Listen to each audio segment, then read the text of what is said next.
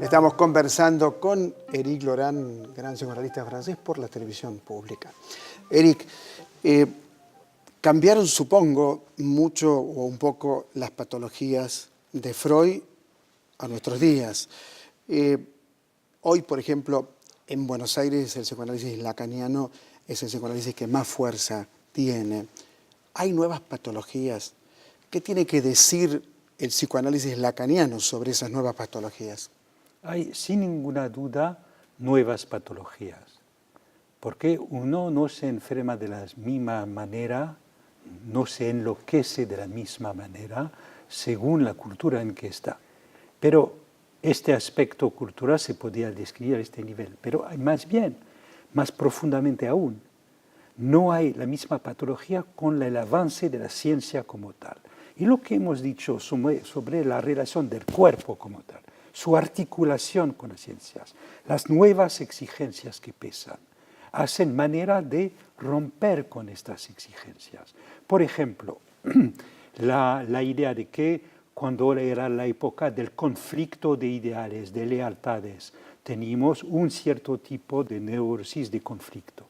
Cuando hay el peso sobre este régimen particular de la transformación de cada uno en empresario de sí mismo, en obtener la máxima performance, en el supuesto hedonismo de maximización del placer en todas sus formas, para realmente tener una vida exitosa.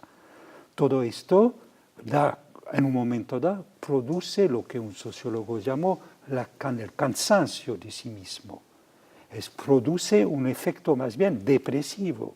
Y la multiplicación, por ejemplo, de las grandes epidemias en categorías nuevas, depresión, bipolares, hiperactividad, autismo. Cada una de estas, digamos, nuevas formas de reconfigurar el campo de la patología, pero tiene motivos que no solamente son accesibles al nivel sociológico. Hay algo que, digamos, para bien apreciar, solo se ve al nivel más psicoanalítico. Por ejemplo, el efecto de la depresión. No solamente hay el efecto cansancio de sí mismo, también se puede decir que la feminización del mundo hace parte de que ahora las mujeres no se callan más y no se les puede silenciar incluso en sus depresiones. Pero eso es bueno. Por supuesto es bueno. ¿Usted se acuerda de Casa de Muñecas de Ibsen? Que Nora le dice al marido, sentate, tenemos que hablar. Y se estrena la obra y al otro día cierran el teatro. Una mujer no podía hablar. O sea que esa feminización del mundo sería un dato muy alentador, ¿o no? Es un dato que profundamente transforma nuestro mundo. Y en particular con la relación con el goce. Y esto es más allá de un dato, si se puede decir, sociológico. Si se acepta que el régimen de funcionamiento del lado hombre es más vinculado a un estatuto, digamos, de un goce competitivo, en algo vinculado a los demás. Por ejemplo, las teorías actuales que ponen el acento sobre la felicidad. Dicen que lo que hace que uno no es feliz a pesar, por ejemplo, de ganar más dinero después de un cierto tiempo, es porque hay una anulación en el mundo de la competencia, de la competitividad, porque hay un exceso de rivalidad, digamos. Del lado de las mujeres es otra cosa. No se puede decir que no hay una rivalidad entre mujeres, pero es una rivalidad que apunta más bien a la singularidad de cada una. Cada mujer, una por una, quiere ser mujer a su manera y obtener de un hombre que le diga que es mujer de una manera particular. Esta particularidad de las mujeres, por ejemplo, en el discurso, y el hecho de que Lacan dijo de una manera extraña, dice, la particularidad de las mujeres puede ser síntoma de otro cuerpo, no de su propio cuerpo.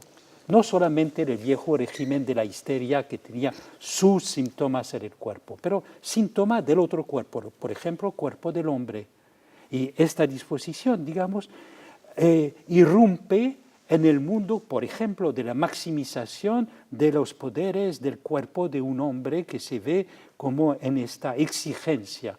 Las mujeres operan una cierta subversión de esto que desplazan las patologías. Ahora, Lacan y Freud se preguntaban, ¿no? Usted corríjame, ¿qué quiere una mujer? ¿Usted sabe, no? Lacan lo sabía. Lacan lo sabía. Sí, Lacan, es el gran secreto. Lacan lo sabía y tuvo que hacer toda una lógica nueva en su última enseñanza para transmitir lo que sabía de lo que querían las mujeres. Entonces tenía siempre una cierta ironía con Freud, una ironía a distancia, pero con la idea de que Freud, él chocó con esto y Lacan consideraba que fue más allá. Ahora fíjese, Medea mata a sus 2 hijos. ¿Es la verdadera mujer esa? En toda la antigüedad, el gesto de Medea fue considerado como la parte de las mujeres que no podían entrar dentro del discurso de la ciudad como tal. Por eso el exilio. Y por esto el exilio, la muerte, etc. Pero era una bruja, era lo que de la feminidad no podía entrar en el orden masculino. Y entonces el gran acto de Medea era matar no sus 2 hijos, matar los hijos preferidos de su marido. De Jasón. La cosa la más preciosa que tenía Jasón. Entonces, esto es, digamos, lo que saben hacer las mujeres en los crímenes pasionales. Se sabe bien que las mujeres no se detienen en ningún interés común. Y vemos en la actualidad, por ejemplo, los grandes escandalosos que hay sobre el dinero escondido, los impuestos, las cuentas bancarias escondidas en Suiza, fueron siempre denunciadas por las mujeres de estos hombres poderosos, las traicionan y ¡tac! La venganza, que es, y van en cana por la palabra justa, bien dicho. Fue lo de Blue Jasmine de Woody Allen al final, es esto. Blue Jasmine. La que parece perdida, etc. Termina sola y llorando. No solamente termina sola llorando, termina en su mitomanía, pero la grandeza de la película es revelar que ser una mujer normal en nuestro mundo es una mitomanía. Que así su pinta de gran burguesa americana que podía circular en todos los aspectos, se revela una mitomanía completa. Claro, podía circular porque no miraba al marido. El marido ganaba dinero y ella no le preocupaba saber de dónde ganaba el dinero. La paradoja de la película es que siempre dicen no miras y ella dice sí, no, lo prefiero no. Miraba perfectamente, porque cuando llama al FBI para denunciar al marido, el tipo se encuentra completamente denunciado y no tiene más recursos con sus abogados, etc., y se suicida. Entonces la atmósfera, digamos, lo que en esta película que a un nivel ligero es más bien una película que revela la pulsión de muerte que hay en este mundo. Es una excelente película. Es el revés completo y es un discurso que va mucho más allá del cansancio de sí mismo. Ahora, fíjese que hablando de mujeres, ahora me asusta, ya cuando llego a mi casa miro a mi mujer y me asusto después de esta charla. Puede ser entre hombres, claro. Hay que cuidarse. Pero fíjese, ¿se acuerda de Lady Ana y Ricardo III? Lady Ana es seducida por el asesino de su marido, del rey Enrique VI, y mató también a su padre. Después va a seguir matando y la seduce en 41 réplicas del texto shakespeariano. La seduce y se la lleva a la cama. Ricardo III, Lady Ana. Antígona muere sin haber conocido el amor de Hemón, que era el novio. Hay un artículo extraordinario de Lacan sobre Antígona que habla de que ella vive entre 2 muertes. Es decir, los personajes más fuertes de la literatura son mujeres, ¿no? Son mujeres que son descritas como ocupando un lugar sin fe ni ley. Sin fe ni ley, o con una fe propia. Digo, ¿qué le pasa a Antígona con Polinices, que es el hermano? Por sepultarlo Digamos, va la muerte. Antígona tiene aparentemente la más leal al deber de reconocer, de dar una tumba digna a sus hermanos, y el desafío total que A tiene Creonte. es en nombre de una ley particular, de una fe particular, se revela efectivamente en posición de exterioridad en el régimen y la ley de la ciudad común.